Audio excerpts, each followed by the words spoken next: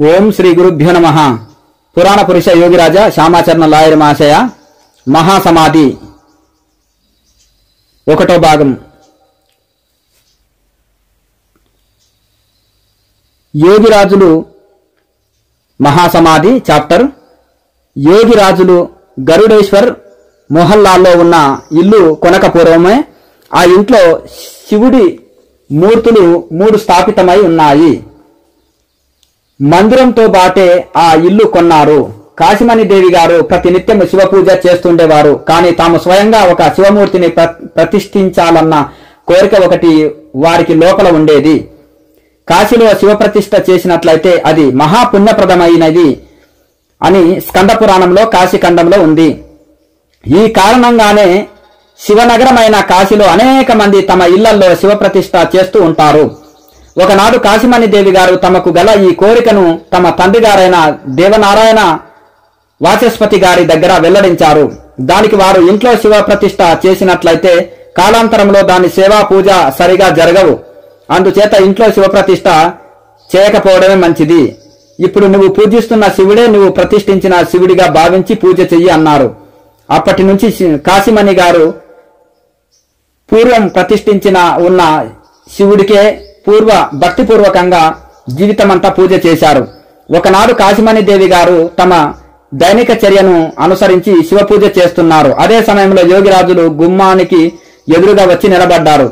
ఏనాడు కూడా వారు ఈ సమయంలో ఈ వైపు వచ్చిన వారు కారు. కానీ ఈనాడు అకస్మాత్తుగా ఎందుకు వచ్చారు చెప్పమా అనుకున్నారు.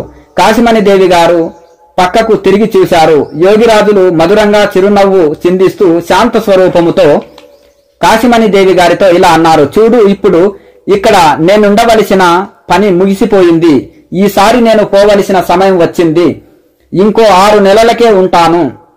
6 నెలల వరకే ఉంటాను. తర్వాత వెళ్ళిపోతాను. మీరు శోకించకూడదు. నీకొక్కదానికే ఇది చెప్పాను.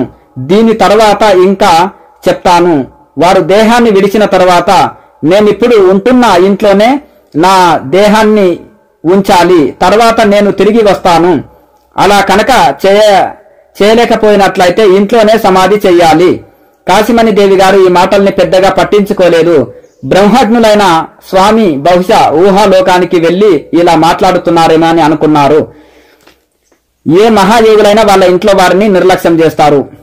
వీరబ్రహ్మేంద్ర స్వామి గాని ఇటువంటి మహనీయులను కూడా వాళ్ళ కుటుంబ సభ్యులు వాళ్ళు చెప్పే మాటల్ని తేలికగా తీసుకునేవారు. లాయర్ మహాశయ కూడా ఇలాగే జరిగింది. ఈసారి మహాయోగులు తమ మహాప్రస్థాన దినాన్ని సమయాన్ని నిశ్చయించారు. మర్త్యలీలను సమాప్తం చేయడానికి సిద్ధమయ్యారు. భక్తులను కూడా సిద్ధం చేయవలసి ఉంటుంది. అందువల్ల సుమారు 3 నెలల నుంచే ఉన్నత భక్తులందరి దగ్గర ఈ ప్రస్తావన తీసుకువచ్చారు. నిర్ధారణ చేసిన రోజు మెల్లమెల్లగా దగ్గర పడింది. 6 మాసాలు గడవడానికి 1 మాసం ముందు వారి వీపు మీద ఒక రాచపుండు కనిపించింది. 1 నెల ముందు వారు 6 నెలల ముందే సమాధి అవుతానని చెప్పారు. ఇంకా నెలకు సమాధి అవుతానన్న ముందు ఒక రాచపుండు వీపుకు పుట్టింది. ఈ పుండును సాకుగా తీసుకొని మహాయోగులు శరీరం చాలించడానికి సిద్ధపడసాగారు. కబురు తెలియగానే ఢిల్లీలో ఉద్యోగం చేస్తున్న పెద్ద కొడుకు తిన్కౌడి లాహిరి గారు ఇంటికి వచ్చారు. భక్తులు నిర్విరామ సేవలు మొదలైనాయి. వారి ఇంటి వైద్యుడు పూర్ణచంద్ర వంద్యోపాధ్యాయ చికిత్స ప్రారంభించారు. కానీ రవ్వంత కూడా తక్కువ కాలేదు. వర్తమానం తెలియగానే ఆయన భక్తుడు కలకత్తా మెడికల్ కాలేజీ తాలూకు సుప్రసిద్ధమైన వైద్యుడు హేమచంద్ర అక్కడికి వచ్చి చికిత్స ప్రారంభించారు. కానీ మంచి లక్షణాలు కనిపించలేదు. ఆపరేషన్ చేసే ఉద్దేశంలో హేమబాబు వారు అనుమతి కోరారు. యోగిరాజులు చిరునవ్వు నవ్వుతూ ప్రకృతి నియమాన్ని అనుసరించి ఉండడమే మంచిది అన్నారు. ఆపరేషన్ చేయించుకోవాలన్న కోరిక వారికి లేదని డాక్టర్ గ్రహించారు. అందువల్ల ఆపరేషన్ మీద ఆశ విడిచిపెట్టి పుండు శుభ్రంగా తుడిచి కట్టుకట్టారు. కానీ సమస్త బంధాల నుంచి ముక్తులై ఉన్న వారికి కట్టి ఉంచగలరా? మహాయోగులు శస్త్రచికిత్సకు అనుకూలంగా లేకపోవడం చూసి వేరే ఉపాయం లేక చికిత్సకులు పుండు మీద వేసిన పట్టి విప్పారు. యోగిరాజులు స్వయంగా ఒక విధమైన వేప నూనె తయారు చేసి భక్తులకు నానా రకాల వ్యాధులకు వాడడానికి ఇచ్చేవారు. పుండు మీద ఆ నూనె కూడా ప్రయోగించి చూశారు. కానీ అది కూడా మంచి లక్షణం చూపించలేదు. చికిత్సకుడు హేమబాబు తిరిగి కలకత్తా వెళ్లిపోయారు. యోగిరాజులు కింద బయటకు కాన కూర్చునే గది, డ్రాయింగ్ రూమ్, ఇంట్లో భక్తులతో జ్ఞానగోష్ఠి జరిపేటప్పుడు కూర్చుంటుండేవారు. బల్ల మీద పడుకొనే ఉన్నారు. భక్తుల రాకపోకల వల్ల వరసలు కట్టారు. సేవ జరుగుతోంది. అన్ని శ్రేణుల ప్రజలు వచ్చి యోగిరాజుల ఆరోగ్య పరిస్థితి గురించి తెలుసుకుంటున్నారు. అందరూ చింతిస్తున్నారు. రాజపుత్ర బ్రాహ్మణ భక్తుడు కృష్ణారాం యోగిరాజుల సేవలో నిరంతరం నీడలా ఉంటున్నాడు. గురు మహారాజులకు మన ప్రాణాలతో సేవ చేస్తున్నాడు. ఈ విధంగానైనా వారి స్వస్థుల్ని చెయ్యాలన్నదొక్కటే ఆయన ప్రయత్నం. కానీ రోగం మెల్లమెల్లగా పెరుగుతుంది. వైద్యులు అన్ని రకాల ప్రయత్నాలు చేస్తున్నారు. నిర్విరామమైన సేవలో కూడా కృష్ణారాం కళ్ళలో నుంచి నీళ్లు ధారగా పడుతున్నాయి. తాము కూడా యోగిరాజుల సేవ చేయాలని చాలా మందికి కోరిన కోరిక. ఇంట్లో ఆడవాళ్లు కూడా అదే కోరుతున్నారు. ఆ రోజుల్లో సమాజంలో తెరమరుగున పాటించేవారు కాబట్టి పెళ్లైన ఆడవాళ్లు పరపురుషుల ఎదుటికి వచ్చేవారు కారు. కృష్ణారాం నిరంతర సేవ వల్ల, భక్తులందరి రాక వల్ల కుటుంబంలో స్త్రీలకు వారి సేవ చేసే అదృష్టం కలగడం లేదు. కృష్ణారాం ఒక్కడే 100 మంది పని చేస్తున్నాడు. ఆయన స్వయంగానే చేస్తాడు. తాను చెయ్యనిదే గురు మహారాజుల సేవ సరిగా జరగదని ఆయన అభిప్రాయము. ఈ కారణం వల్ల మరెవరికి సేవా భాగ్యం కలగలేదు. కృష్ణారాం అలుపెరగకుండా చేసిన సేవకు యోగిరాజులు చాలా సంతృష్టి చెందారు. మహాప్రయాణానికి ముందు రోజున వారు కృష్ణారాంను స్నేహపూర్వకంగా దగ్గరికి పిలిచి ఇలా అన్నారు: కృష్ణారాం, నీ సేవకు నాకు చాలా సంతృష్టి కలిగింది. నీకేం కావాలో చెప్పు, నువ్వు కోరింది దొరుకుతుంది. కృష్ణారాం చేతులు జోడించి నిలబడ్డారు. కళ్ళ నుంచి గంగా యమునల మాదిరిగా నీళ్లు ప్రవహిస్తున్నాయి. గొంతు ఎండిపోయింది. కాళ్ళు చేతులు వణుకుతున్నాయి. స్నేహ గంభీర కంఠంతో మళ్ళీ ఇలా చెప్పారు: చెప్పు కృష్ణారాం, నీకు ఏం కావాలి? నీ వల్ల నాకు చాలా సంతృష్టి కలిగింది. నీ మీద అపరిమితమైన ప్రసన్నత కలిగింది. తడిసిపోయిన కళ్ళతో, వణుకుతున్న గొంతుతో భక్తిపూర్వకంగా ఇలా అన్నారు కృష్ణారాం: నాకేది అక్కర్లేదండి. మీ పాద పద్మాల మీద నాకు చోటు దొరకాలన్న అదొక్కటే నా ప్రార్థన. మధుర మందహాసంతో యోగిరాజులు కృష్ణారాం అదే దొరుకుతుంది అన్నారు. కృష్ణారాం యోగిరాజుల పాదాల మీద వాలిపోయారు. కృష్ణారాంకు లోభత్వం లేని విషయాన్ని తెలిపే ఉదంతం ఒకటి మరో శిష్యులు భూపేంద్రనాథ్ సన్యాల్ మహాశయులు నోటి నుంచి వినవచ్చింది. యోగిరాజుల మహాప్రయాణం జరిగిన చాలా నాళ్ల తర్వాత రవీంద్రనాథ్ ఠాగూర్ భూపేంద్రనాథ్ సన్యాల్తో బాటు ఒకసారి కాశీ ధామానికి వచ్చారు. చూడదగ్గ ప్రదేశాలన్నీ చూసి తర్వాత రవీంద్రనాథ్ ఠాగూర్ ఇలా అన్నారు: సన్యాల్ మహాశయ, కాశీ సాధువుల కానాచి అని విన్నాను. అలాంటి నిజమైన సాధువు దెవరి అయినా దర్శనం చేయిస్తారా? అప్పుడు సన్యాల మహాశయులు అన్నారు: మీరు ఎవరో ఒక వేషధారి సాధువును చూడదలుచుకున్నారా? ప్రసిద్ధ సాధువును చూడాలనుకున్నారా? లేకపోతే నిజమైన సాధువు అని నేనెవరినైనా దర్శనం చేసుకోదలిచారా? మీరు నిజమైన సాధువు అని ఎరిగిన ఆయన దర్శనం చేయించండి అన్నారు రవీంద్రనాథ్ ఠాగూర్. అప్పుడు వారిద్దరు కాశీలో గంగా ఒడ్డున ఉన్న ఒక బస్తీలో కృష్ణారాం ఇంటికి వెళ్లారు. కృష్ణారాం ఉదయపూర్ స్టేట్ వారి రాధాకృష్ణ మందిరంలో కలిసి ఉన్న ఒక ఇంట్లో ఉండేవారు. కృష్ణారాం కళ్ళు పైకి నిలిపి ఏదో భావనాలోకంలో సంచరిస్తున్నట్టుగా కనిపించారు. లౌకిక బంధాలన్నిటి నుంచి ఆయన ఏనాడో విముక్తులయ్యారని చూస్తేనే తెలుస్తుంది. ఎవరు వచ్చారో ఎవరు వెళ్లారో అన్న దృష్టి కూడా లేదు. ఆ మహానుభావుడు రవీంద్రనాథ్ ఠాగూర్ మరియు సన్యాల్ మహాశయులు సడి చప్పుడు లేకుండా మెల్లగా వెళ్లి కూర్చున్నారు. కృష్ణారాం మౌనంగా కూర్చొని ఉన్నారు. కొద్దిసేపటి తర్వాత సన్యాల్ మహాశయులు పలకరించారు: కృష్ణారాం గారు, మేము వచ్చాం. కృష్ణారాం ధ్యానం చెదిరిపోయింది. ఆయన మళ్లీ అనిత్య ధామానికి దిగి వచ్చారు. సన్యాల్ మహాశయులు రవీంద్రనాథ్ తో పరిచయం చేశారు. రవీంద్రనాథ్ ఠాగూర్ ఆయనతో కొంతసేపు మతచర్చ చేసి సంతుష్టులైనారు. వెళ్లేటప్పుడు రవీంద్రులు కృష్ణారాం గారికి 10 రూపాయలు ఇస్తూ, ఇవి మీ సేవకు వినియోగమైతే ఆనందిస్తానన్నారు. నాకిప్పుడు డబ్బు అవసరం ఏమీ లేదు అన్నారు కృష్ణారాం. రవీంద్రులు వినయభావంతో మళ్లీ చెప్పారు: ఈ రూపాయలు మీ సేవకు వినియోగం కావాలన్నదొకటే నా కోరిక. అప్పుడు కృష్ణారాం శాంత స్వరంతో ఇలా చెప్పారు: సరే, ఆ రూపాయలు నావేనని అనుకోండి. ఇప్పుడు మీ దగ్గర జాగ్రత్త పెట్టాను, అవసరమైనప్పుడు అడిగి తీసుకుంటాను. యోగిరాజులు ప్రియ శిష్యులైన దేవగర్ వాసులు పండిత పంచానన భట్టాచార్య గారితో సహా అనేక మంది భక్తులు వచ్చి ఉన్నారు. వారి ప్రియ శిష్యుల్లో ఒకరైన స్వామి ప్రణవానంద గారు ఆ సమయంలో ఉదయపూరులో ఉన్నారు. భట్టాచార్య మహాశయ పని మీద తర్వాత కలకత్తాలో తిరిగి వెళ్లిపోయారు. యోగిరాజులు శరీరాన్ని విడిచిపెట్టిన రోజున ఆయన కాశీలో లేరు. మహాప్రయాణం జరిగిన మర్నాడు అంటే 1895 సెప్టెంబర్ 27వ తేదీన బంగ్లా 11 అశ్విన్ 1302 శుక్రవారం నాడు యోగిరాజులు పెద్ద కుమారులు తినకౌడి లాహిరి మహాశయులు ఒక పోస్ట్ కార్డు ద్వారా కలకత్తాలోని బృందావన్ బోస్ లేన్ చిరునామాకు పంచానన భట్టాచార్య గారికి ఇలా వర్తమానం పంపారు. నిన్న సాయంకాలం 5 గంటలకు 25 నిమిషాలకు పితృదేవులు కాశీలాభం చెందినారు, మహాసమాధి చెందినారు.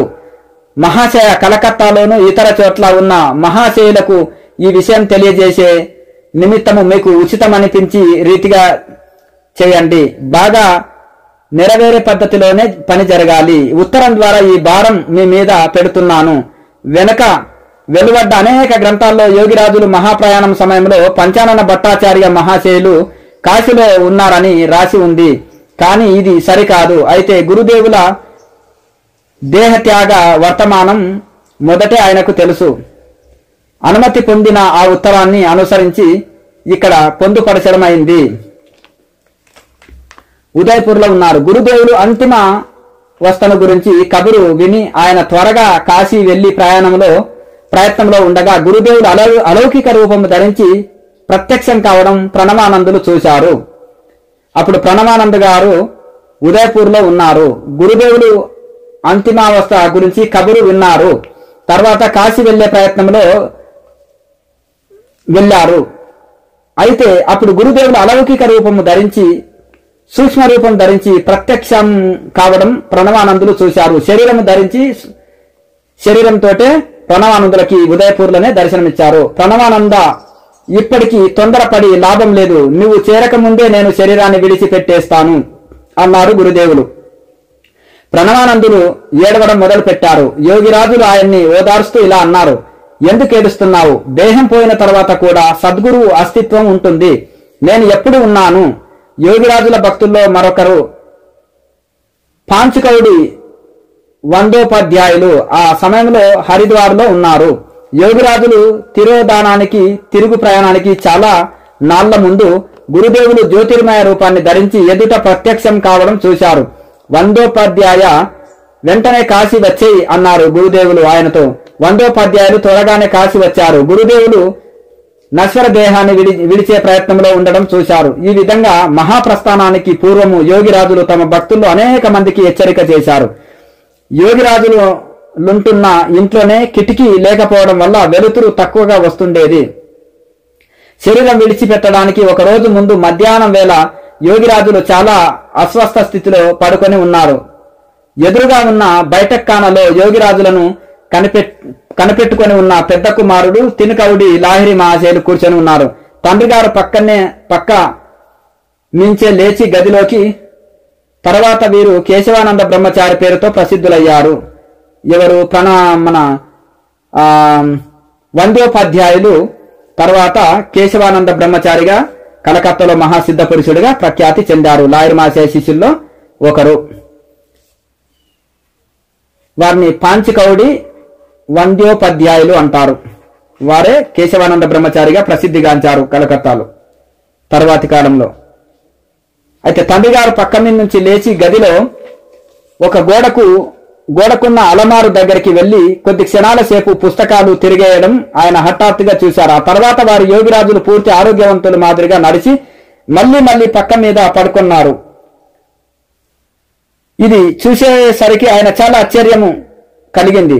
గదిలోకి వచ్చి తండ్రి గారిని ఇలా అడిగారు, మీరు ఇంత ఆరోగ్యంగా లేచి తిరుగుతున్నప్పుడు మంచం మీద పడుకొని బెడ్ పైన మలమూత్ర విసర్జన చేస్తున్నారు ఎందుకు? కనీసం తూము దగ్గర కూర్చొని మలమూత్రాలు విడవగలరు కదా, నువ్వెక్కడున్నావు అని అడిగారు యోగిరాజులు. పక్కనున్న ఇంట్లో నుంచి చూస్తున్నానన్నారు తినకోడి బాబా. మహాయోగులు మధురమైన మందహాసం చేస్తూ ఇలా చెప్పారు. కొంత సేవ చేయాలని అందరికీ కోరిక, అంచేత పక్క మీద పడి ఉన్నాను. ఈ విధంగా పడుకోకపోతే వాళ్ళ కోరిక ఎలా తీరుతుంది? చివరికి గరుడేశ్వర్ మహల్లోని ఇంటికి ఎదురుగా 1895 సెప్టెంబర్ 26న బంగ్లా పస్లీ సంవత్ 1302 అశ్విన్ 10 గురువారం మహాష్టమి నాడు యోగిరాజులు జబ్బుతో మంచం మీద పడి ఉండడానికి బదులు ప్రతిరోజు తాము బల్ల మీద పడుకొని కానీ కూర్చొని భక్తులకు ధర్మోపదేశం చేస్తూ కానీ ఉండేవారు. ఆ విధంగా రోజు కూడా చాలా అస్వస్థంగా ఉన్నప్పటికీ కూడా భగవద్గీతలోని అనేక శ్లోకాలు మెల్లమెల్లగా మధుర స్వరంతో వ్యాఖ్యానం చేస్తున్నారు. యోగిరాజులు నివాస స్థానానికి ఇప్పుడు చిరునామా D31/58 మదనపుర, వారణాసి, గరుడేశ్వర్, బస్తీ, మదనపురాలో ఉంది. ఇప్పుడు వారి వంశీకులు అక్కడ ఉంటున్నారు. యోగిరాజులు భక్తుల్లోనూ అనుయాయుల్లోనూ లక్షలాది మందికి ఇది తీర్థయాత్ర స్థలమైంది. అయితే ఇక్కడ మధుర స్వరంతో వ్యాఖ్యాన చేస్తూ భగవద్గీతని వ్యాఖ్యాన చేస్తున్నారు. గాఢమైన నిస్తబ్దత, అక్కడ కూర్చున్న భక్తులందరూ వింటున్నారు. అందరి మనస్సులు బరువెక్కి ఉన్నాయి. కళ్ళలోంచి అశ్రువులు రాలి పడుతున్నాయి. బయట నుంచి మహాష్టమి సందర్భంగా బాజాల చప్పుళ్ళు వినవస్తున్నాయి. సూర్యాస్తమయ వేళ అది. సజల నేత్రాలతో కంపిత స్వరాలతో భక్తులు ఇలా జిజ్ఞాస వెల్లడించారు. మీరు లేకపోతే మేము నిస్సహాయులమైపోతాము. అప్పుడు మాకు శ్రేయస్కరము కాగల మార్గమేది? యోగిరాజులు అభయ ప్రదానం చేస్తూ ఇలా చెప్పారు. ఋషులు సేవించి సాధించిన ఈ అమరయోగ సాధన వల్ల చేకూరేది ఎన్నడూ ఆశ్రయం లేకుండా పోదు. ఈ ప్రాణకర్మ ఎన్నడూ నశించిపోజాలదు. చిరకాలంగా ఇది ఉంటూనే ఉంటుంది. మనిషి పరిపూర్ణత సాధనలో ఎంత మట్టుకు ప్రగతి సాధిస్తే అంత మట్టుకే అతని మనసులో ప్రాణకర్మ పట్ల ఉత్సాహము, పట్టుదల పెరుగుతాయి. అర్ధ నిమీలిత నేత్రాల ముద్రితులై యోగిరాజులు భక్తులనుద్దేశించి మళ్ళీ ఇలా చెప్పారు. గురుదేవుల సన్నిధిలో మహానీయమైన ఈ అమర యోగాన్ని పొందిన పునఃస్థాపితం చేసిన వారిని గురించి భవిష్యత్తులో ఇంటింటా చెప్పుకుంటారు. మనిషి మెల్లమెల్లగా ముక్తి పదం వైపు సాగుతూ ప్రాచీన కాలంలో మాదిరిగానే మనుషుడి జీవన్ముక్తి మార్గం ప్రశస్తమవుతుంది. యోగిరాజులు పద్మాసనము వేసుకొని కూర్చున్నారు. అశ్రుపూరిత నేత్రులైన భక్తులందరి వైపు చూస్తూ ఇలా అన్నారు వారు. ఇప్పుడు నేను వెళ్లే వేళ అయ్యింది. మీరు శోకించకండి. నశించే దేహం ఉండకపోయినప్పటికీ సద్గురు సత్తా ఉంటుంది. నేను ఎప్పుడు మీతోనే ఉంటాను. ఆ బల్ల మీదే మహాష్టమి సంధిక్షణాల్లో వారు మహాసమాధి స్థితిలో మహాప్రయాణం చేశారు. అప్పటికి సాయంకాలం 5:25 గడిచాయి. కొంతసేపటి వరకు వారి శరీరము బిగుసుకపోలేదు. భక్తులు పూలమాలలు, గంధము మొదలైన వారి దేహం మీద అలంకరించడం ప్రారంభించారు. స్త్రీ పురుషులందరూ తమకు గల శ్రద్ధాభక్తులు నివేదిస్తూ వారికి అంతిమ ప్రణామం చేశారు.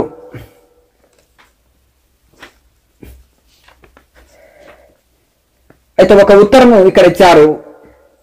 వారు రాసిన ఉత్తరంలో యోగిరాజులు తమ పుట్టినరోజు ప్రస్తావిస్తూ ఇచ్చిన సంవత్సరము, నెల పూర్తిగా సరైనవి కావు. ఇది నౌకరి సందర్భంలో వేసిన తేదీ అన్నది మాత్రం నిజం. అయితే యోగిరాజులు మృతదేహాన్ని సమాధి చేయాలని, అదే ఉచితమని అప్పుడు కొందరు తమ అభిప్రాయాన్ని వెలిబుచ్చారు. కానీ పండితులు శాస్త్ర విధానాన్ని ఆలోచనను అనుసరించి యోగిరాజులు సిద్ధయోగి పురుషులు అయినప్పటికీ గృహస్థులే కాబట్టి గృహస్థాశ్రానుసారంగా లౌకిక నియమాలను సాక్ష్యంగాను వారి మృతదేహాన్ని అగ్ని సంస్కారం చేయడం ఉచితం.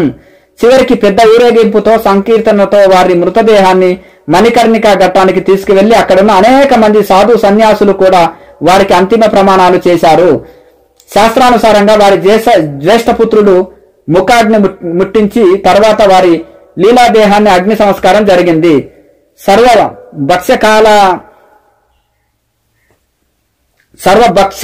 భక్షక కాలైన అగ్నిశిఖలు ఉవ్వెత్తున పైకి లేచి ఉజ్వలలు ఉండగా అక్కడి నుంచి సాధు సన్యాసులు స్త్రీ పురుషులందరూ సమావేత స్వరంతో హరహర మహాదేవ శంభు అంటూ కీర్తిస్తూ ఉండగా వందలాది భక్తులు కళ్ళ నుంచి ధారలుగా నీళ్లు ప్రవహించాయి. విశ్వనాథుడి మందిరంలో అది హారతి సమయం కావడం వల్ల గనగన గంటలు మోగాయి. శోకంలో మునిగి ఉన్న కాశీమణి దేవి గారు 6 నెలల కిందటే మాట యోగిరాజులు ఆవిడకు చెప్పిన మాట మరిచిపోయారు. ఇంట్లో కాశీమణి దేవి గారి దగ్గర కొద్ది మంది ఆడవాళ్లు మాత్రమే ఉన్నారు.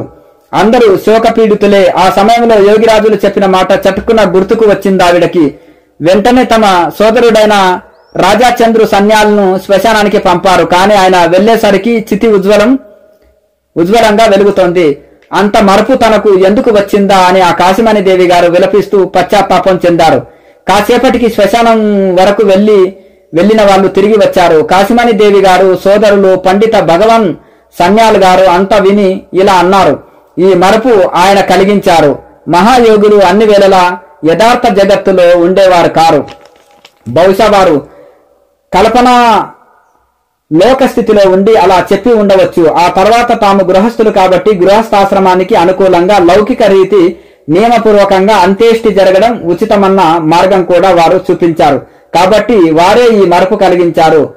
దాని గురించి విచారించవలసిన అవసరం లేదు. కాశీమణి దేవి గారు దగ్గర వారు ప్రస్తావించిన విషయమే సరిగా అదే విధంగా సమాధి స్థితులై శరీరం విడిచిపెట్టాలన్న కోరికే వారి మనసులో మొదటి నుంచి ఉండన్న దానికి ప్రమాణము.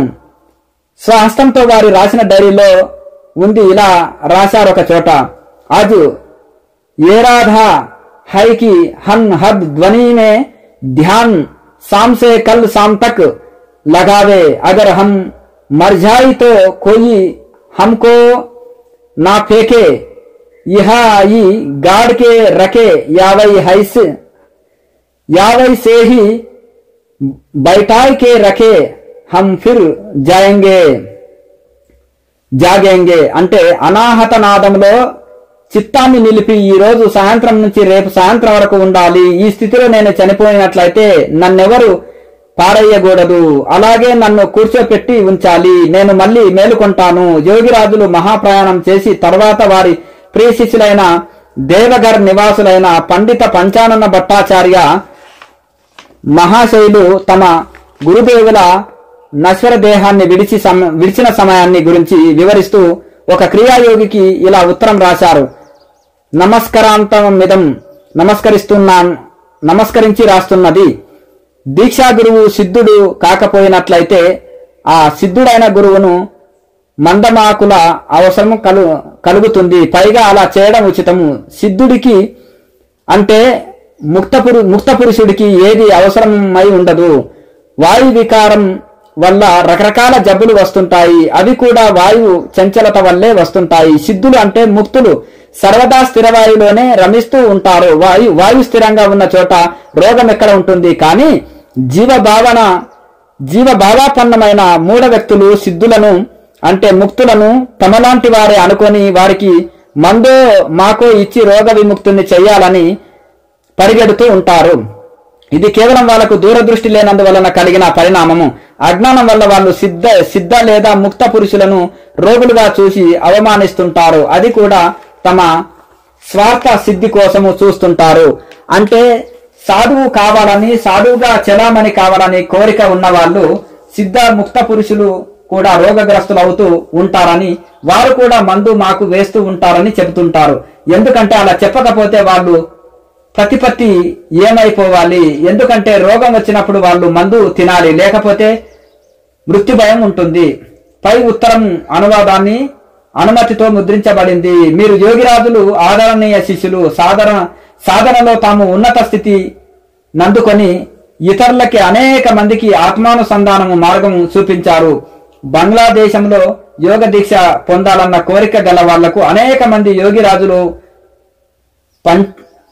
పంచానన భట్టాచార్య మహాశైలు దగ్గరికి పంపేవారు. ప్రచురించే యోగిరాజుల గ్రంథాలని ఎక్కువగా భట్టాచార్య మహాశైలు తత్వావధానంతోనే కూడినవే. అయితే ఎందుకంటే అలా చెప్పకపోతే మిగతా వాళ్ళు ఎప్పుడు రోగాలతోటి మందులు వేసుకుంటుంటారు. తినాలి, లేకపోతే మృత్యు భయం తప్పదు. అందువల్ల సిద్ధ పురుషులు కూడా ఔషధ సేవనం చేస్తుంటారు. పైగా ఔషధ సేవనం ఉచితం కూడా. మందు ఇవ్వకపోతే పాపము, ఇది కూడా వారు చెబుతారు లౌకికమైన గురువులు. సిద్ధ లేదా ముక్త పురుషులను మామూలు మనుషులుగా గణించడం మహాపాపం కాదా? సిద్ధ లేదా ముక్త పురుషులు తమను ఇతరులు గుర్తుపట్టేస్తారన్న భయంతో అప్పుడప్పుడు సాధారణ మనుషుల మాదిరిగానే అందరికీ తమ పని ఆభాస కనబరుస్తూ ఉంటారు. ఇందువల్లే సిద్ధ లేదా ముక్త పురుషులు కూడా ఔషధ సేవ చేస్తున్నట్టుగా, వ్యాధి వచ్చినట్టుగా నటిస్తూ ఉంటారు. మంచి పనులు చెడ్డ పనులు కూడా చేస్తూ ఉంటారని సామాన్య వ్యక్తులు అంటూ ఉంటారు. కానీ వారు ఏమి చెయ్యరు, వ్యాధిగ్రస్తులు కారు. ఇది సామాన్య వ్యక్తులకు తెలియదు. గురుదేవుల దేహత్యాగ సమయంలో కూడా ఇది జరిగింది. గురుదేవుల శిష్యులు లోక సమాజ దృష్టిలో గురువులను గురువుగా స్వీకరించిన వారు అనేక మంది వారిని రోగిగా పరిగణించి మందు ఇప్పించాలని, వైద్యం చేయించాలని ఆత్రం కనబరిచారు. కానీ గురుదేవులు తమ కుమారులైన తినకవుడి బాబుకి గారికి ఈ విషయం చెప్పారు. నాకు ఏ వైద్యము చేయించడం మంచిది కాదు, స్వాభావికంగా ఉండడమే మంచిది. స్వయంభువు మీదే స్వాధికారం చూపించే ప్రయత్నం చేసే వాళ్ళు ప్రకృతి ఎలాంటిదో నాకు తెలుసు. వారు రోగగ్రస్తులే అయినట్లయితే వారి మలమూత్రాల్లో రోగజన్యమైన దుర్గంధం ఎందుకు లేదు? కనీసం పుండులో ఉన్న చీముకైనా దుర్వాసన ఉండాలి. అది లేదే. ఇవన్నీ చూసినా కూడా వీళ్ళకి జ్ఞానం లేదు. వీళ్ళు ఏమనుకుంటున్నారో చూస్తే విచారం కలుగుతుంది. వారు గురుదేవులు వేషధారి సాధు మహాత్ముల్లాగా వారు ఏ కారణంతో దేహం విడిచిపెట్టారో, ముక్త పురుషులు ఏ ప్రకారంగా దేహం విడిచిపెడతారో అలాగే వారు విడిచిపెట్టారు. వారి శరీరంలో దుర్వాసన లేదు. వారికి రాచపుండులో నుంచి వచ్చిన చీము నెత్తురులో దుర్వాసన లేదు. అలాగే వారి మలమూత్రాలు ఆ యొక్క పరుపు మీదనే వదిలేవారు, అక్కడ దుర్వాసన లేదు. ఇది వారిని మరుగుపరుచుకున్నట కోసమే అప్పుడప్పుడు సామాన్యుల్లాగా రోగం వచ్చినట్టుగా రకరకాలుగా చివరి దశలో అలా సేవా భాగ్యం కలిగించారు. కానీ వారికి సామాన్య మానవులుగా తలచడం ఉచితం కాదు. వారికి చికిత్స ఎవరు చేస్తారు? అహంకారి అయిన జీవుడు అహంకార మదంలో చూర అయిన నానా రకాల ప్రలాపాలు సృష్టిస్తూ ఉంటాడన్న సంగతి తెలుసుకోవడం ఉచితము. అయితే ఇక్కడ ఆయన శస్త్రచికిత్స గాని చేయించుకోలేదు, అలాగే మందులు వాడలేదు. ఆయన శరీరంలో ఎటువంటి దుర్వాసన లేదు. ఇది ఆయన సిద్ధ పురుషుడు ఆయన కారణమందువలన, క్రియాపరవస్థ చెందినందువలన. దీనివల్ల వారికి ఏమీ హాని లేదు. తాము దేహాన్ని విడిచిపెడతామని వారు ఆగస్టు నెలలోనే నాకు చెప్పారు. దాదాపు 10 మంది దగ్గర నేను ఈ విషయాన్ని ప్రస్తావించినాను. 6 నెలల ముందే ఆయన ఏ రోజు దేహం వదులుతారనేది కూడా చెప్పారు లాయర్ మాసయ్య గారు. దీని తర్వాత భాగము దొరకలేదు డైరీ. ఒక దివ్య లోక శిశువు అభయప్రదమైన విశ్వజనని ఒళ్ళో ఎంతో నిశ్చింతగా కూర్చొని ఉన్నట్టుగా కనిపిస్తుంది. ఈ మహాయోగులను దర్శించినప్పుడు ఆధ్యాత్మిక శక్తి సంపన్నులమైన ఈ మహాయోగులను దేహానికి వార్ధక్య స్పర్శ సోకపోయినా సరే సోకనైనా లేదు. తల వెంట్రుకలు మాత్రం తెల్లబడ్డాయంతే కానీ ఒంటి మీద ఎక్కడ ముడతలు కూడా పడలేదు. స్థూల దేహాన్ని తమ ఇచ్ఛానుసారంగా కొత్త రూపంలోకి మార్చుకోగల మహాయోగులు వారు. ఈ శక్తి వారికి ఉండేది, కానీ ఎన్నడూ వారు అలా చేయలేదు. ఏనాటికో ఒకనాటికి తప్పకుండా విడిచిపెట్టవలసిన దాన్ని అవసరం తీరిపోయిన తర్వాత విడిచివేయడమే శ్రేయస్కరమని వారు చెబుతుండేవారు. వారు తమ పాంచభౌతిక దేహాన్ని విడిచినప్పటికీ కూడా భక్తుల దగ్గర ఎప్పుడు విరాజమానులై ఉన్నారు. ఈ మహాయోగుల ఆశీర్వాదం అసంఖ్యాకులైన వారి ఉన్నత శిష్యులు జీవనంలో ఎంత ప్రతిఫలించిందో వారి భక్తులు కొందరిని చూస్తేనే తెలుస్తుంది. మహాయోగులు తమ అంతిమ కాలంలో కృష్ణారాం చేసిన సేవకు సంతుష్టులై తమ మనసులో ఉన్న కోరిక కోరమని ఆయన ఆదేశించారు. కృష్ణారాం సంసారికమైన కోరికలను వాసనలను అతీతంగా ఉండేవారు. ఆ రోజు చేతులు జోడించి గురు చరణాల నీడ ఆశ్రయం తప్ప తమకే కోరిక లేదు అని నివేదించారు.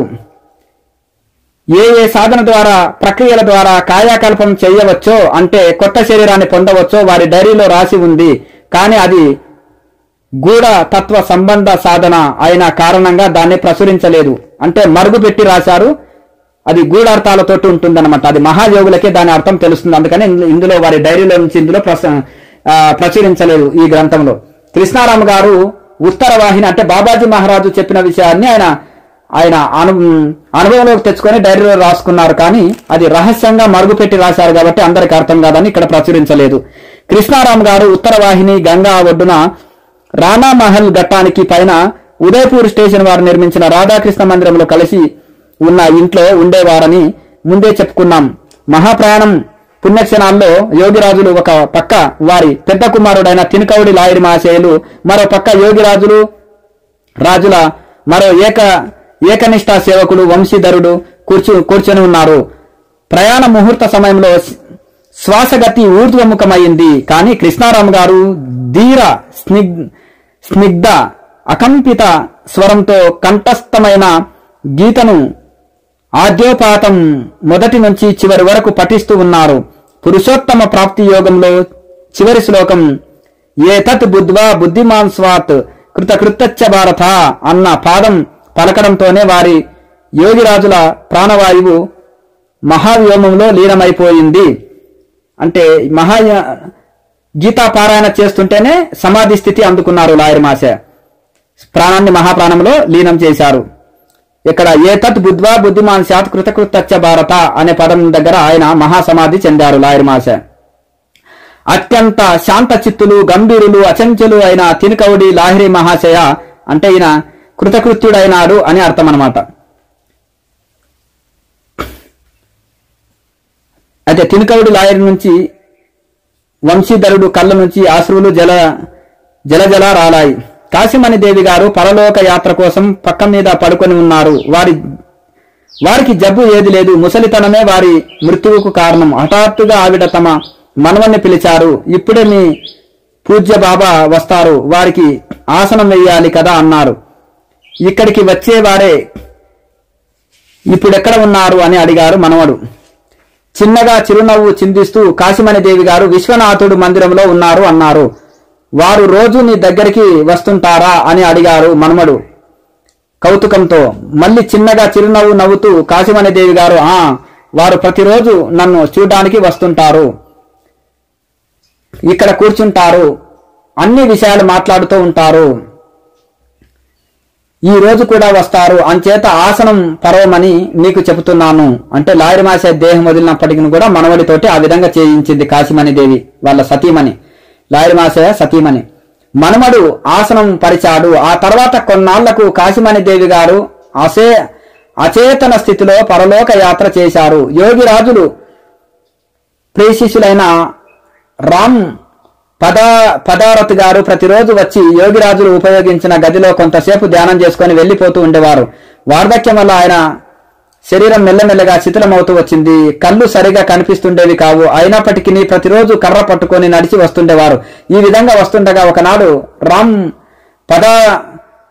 పదారత్ గారు దారిలో పడిపోయారు. అదే సమయంలో యోగిరాజులు చిన్న మనవలు సత్యాచరణ్ లాహిరి మహాశయులు ఆ దారిలో వెళ్తుండేవారు. పరిగెత్తి వెళ్లి ఆయన్ని లేపి ఈ వయసులో ఇంత కష్టపడుతూ ప్రతిరోజు రావాల్సిన అవసరం ఏముంది అని అడిగారు.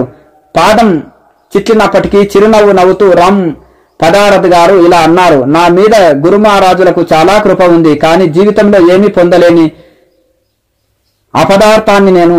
ఇందుకే ప్రతిరోజు వారి దర్బారుకు హాజరవుతున్నాను. సాధువుల దర్బారుకు వారి కృప కలిగినప్పుడు ఉద్ధరిస్తారు.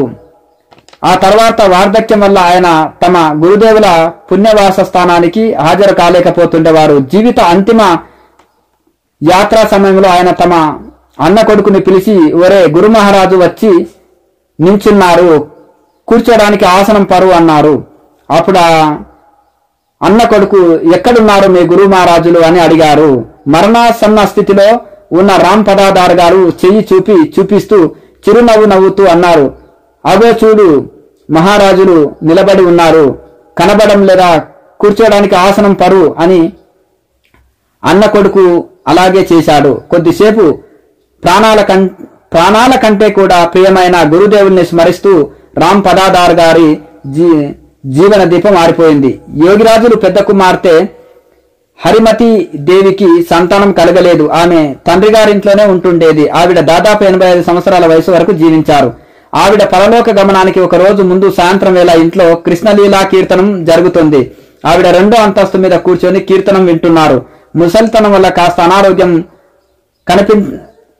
కనిపించిన మీదట ఆవిడ ఇంట్లోకి వచ్చి పక్క మీద పడుకున్నారు. మేనల్లుడైన సత్యాచరణ్ని పిలిచారు.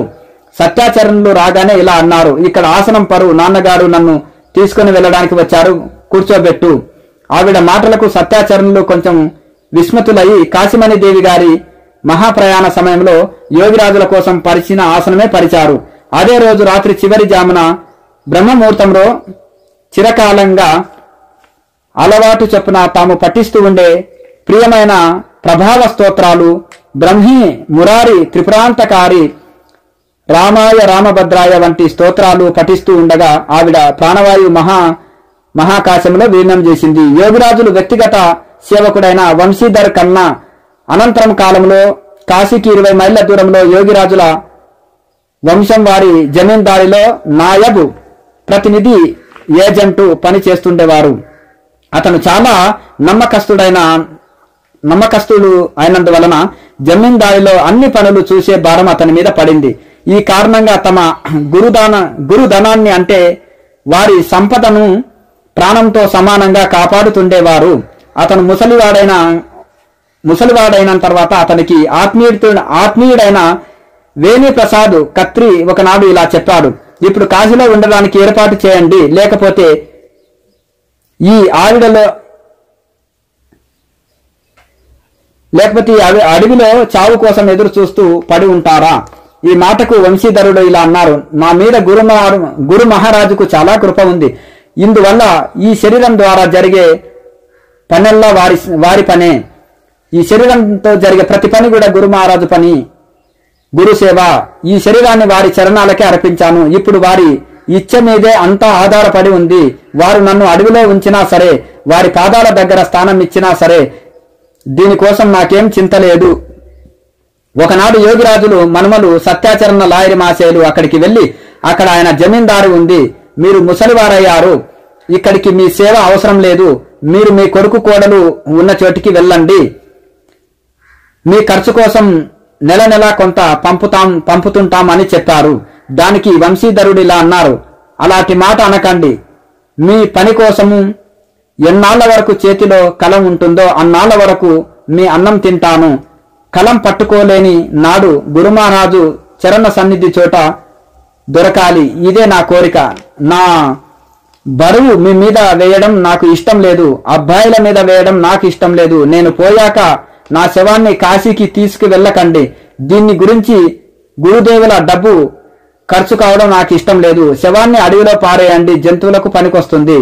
మరి కొన్నాళ్ళకి జమీందారి పనిలో మునిగి ఉండగానే తను హఠాత్తుగా జబ్బు పడ్డాడు. బాగా సంరక్షణ చేయడానికి, వైద్యం చేయించడానికి అతనికి కాశీకి తీసుకువచ్చారు. ఆ రోజు క్వార్ ఆశ్వీజ మాసంలో శుద్ధ చతుర్దశి తిథి మర్నాడు ఆశ్వీజ పౌర్ణమి నాడు మధ్యాహ్నం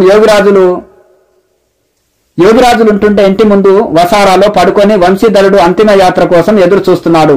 యోగిరాజుల మనుమలు సత్యాచరణుల లాయరి మాసేలు, యోగిరాజుల మరో శిష్యులు భూపేంద్రనాథ్ సన్యాల్ గారు మహాశేలతో పాటు మరికొంతమంది భక్తులు కూడా అక్కడ కూర్చొని ఉన్నారు. సన్యాల మహాశేలు తలగడ దిక్కు కూర్చొని సుమధుర స్వరంతో గీతాపఠనం చేస్తున్నారు. ప్రాణాధిక ప్రియులైన గురుదేవులని నామాన్ని స్మరిస్తూ వంశీధరుడు చివర సమాధి పొందాడు. 38 సంవత్సరాల దీర్ఘకాలం వరకు గురుదేవుల సేవలో లీనమైన ఒక ఉన్నత క్రియావంతుడు జీవనం గురుచరణాలలో లీనమైంది. గురుచరణాల ఆశ్రయానికున్న సంసారిక ప్రభావవంతమైన మహత్తుకు ప్రమాణంగా రామమోహన్ దే ఆయన సోదరి మనోమోహిని గార్ల సంగతులు ముందే ముచ్చటించడం జరిగింది. మనోమోహినికి గురుచరణాల మీద ఎంత గాఢమైన భక్తి నిష్టలున్నాయంటే తన అంతిమ క్షణాల్లో వారు దర్శనమిస్తారని ఆమె నమ్మకం. మనోమోహినికి తలగడ దిక్కున ఆమె ఆరాధ్య గురుదేవులు పటం ఉండేది. చనిపోవడానికి ఒక రోజు ముందు ఆమె తన కొడుకును పిలిచి ఈ పటాన్ని ఎదురు పెట్టమని చెప్పింది. మర్నాడు పొద్దున గురుదేవులు చిన్న మనవలైన సత్యాచరణ లాయరి మాచేలు పిలిపించింది. తమ గురుదేవుల పాదుకలను కడిగి వారి చరణామృతం తెచ్చి ఇమ్మని కోరింది. చరణామృతం వచ్చిన తర్వాత పరమ శ్రద్ధతో గురుపౌతులను తదితర ప్రియజనులను చేతుల మీదుగా దాన్ని సేవించి తన ఆరాధ్య దేవ చిత్రపటాన్ని అత్యంత భక్తిపూర్వకంగా హృదయంలో పెట్టుకొని గురు చరణంలో చేతులు జోడించి రెప్పవాల్చకుండా చూస్తూ ఉండిపోయింది. కొన్ని క్షణాల తర్వాత గురు ప్రసాద శ్రిత ప్రాణం గురుదేవుల చరణాల్లో శాశ్వతంగా లీనం చేసింది. యోగిరాజులు అమృతమయమైన ఒక జ్యోతిర్లోక యాత్రకు వెళ్లారు. కానీ వారు నిలిపిన ఆదర్శాన్ని, వారు అన్వేషించి చూపిన ముక్తి మార్గాన్ని గృహస్థులు ఎన్నడూ మరిచిపోరు. 1,00,000 మంది ఈనాడు కూడా వారు నిర్దేశించిన చూపించిన మార్గంలో ముందుకు సాగుతూ తమ తమ ఇళ్లలో ఏకాంత ప్రశాంత వాతావరణంలో సాధన చేస్తున్నారు.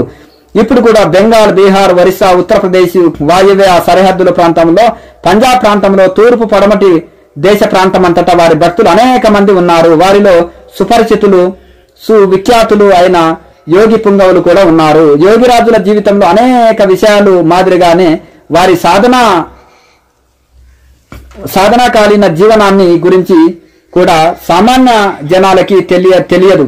ఎందుకంటే వారి సాధనలో ఎక్కువ భాగం ప్రక్రియ పద్ధతులలో కూడా దృష్టికి అతీతంగా ఏకాంతంలో క్రియాన్వితమయ్యాయి.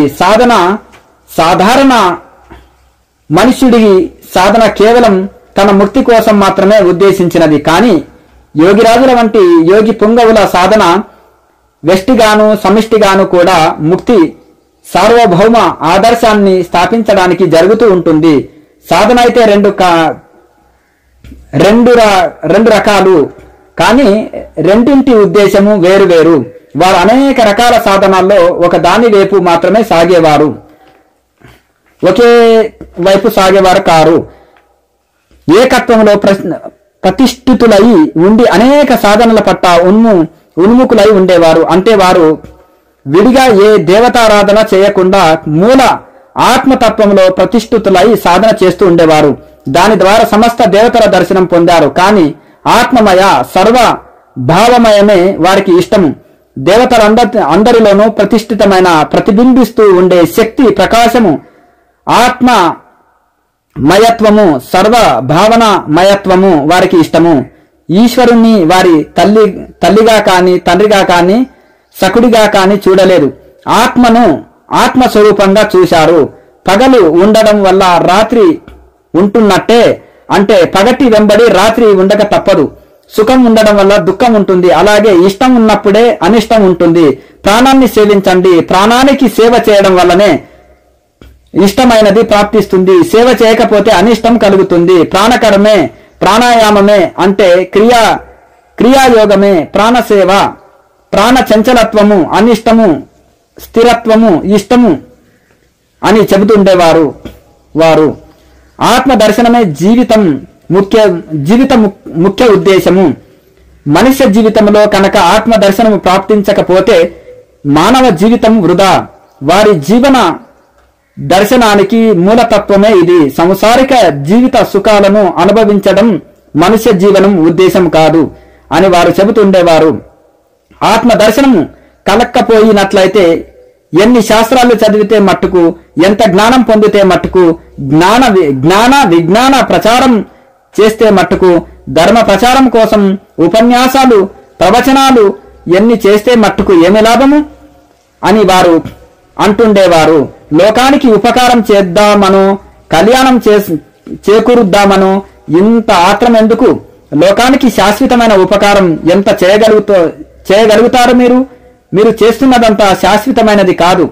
ఆత్మను అన్వేషించడానికి మార్గం చూపించడం ఒక్కటే శాశ్వతమైన ఉపకారం. అది కనుక జరిగితే జీవుడి జన్మాంతరాల దుఃఖము పోయి దుఃఖము దూరమైపోతుంది. భవరోగం నుంచి అంటే ప్రాపంచిక ఆపదల నుంచి అతడు విముక్తుడవుతాడు. లోక సమస్త సుఖినో భవంతు. ఓం